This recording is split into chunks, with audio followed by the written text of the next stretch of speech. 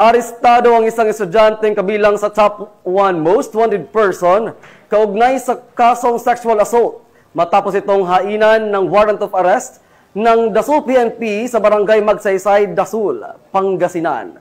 Police Corporal Joanna Marie de los Santos sa report.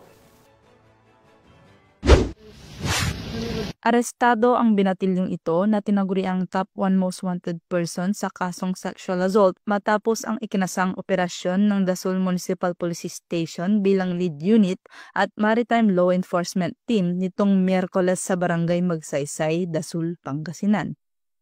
Kinilala ni Police Captain Noven F. Ketalig, officer in charge ng Dasul MPS, ang suspect na si alias Iboy, 19 anyos, isang grade 12 student at residente ng nabanggit na barangay.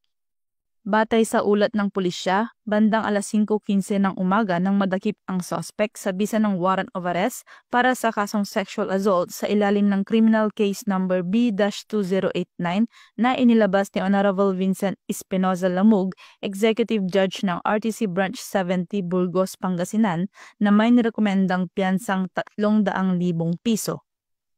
Matapos ang pagkakaaresto, dinala ang suspect sa Dasul Community Hospital para sa medical examination at kalaunan ay sa Dasul MPS para sa dokumentasyon. Siya ay pansamantalang nakapiit sa custodial facility ng istasyon habang hinihintay ang commitment order mula sa korte. Ang matagumpay na operasyon ay patunay ng dedikasyon ng Dasul Municipal Police Station sa pagpapanatili ng kapayapaan at kaayusan sa kanilang nasasakupan. Tinitiyak din nila na magpapatuloy ang kanilang mas pinaigting na kampanya laban sa mga wanted persons upang maihatid ang hustisya at seguridad para sa mamamayan ng Dasul, Pangasinan.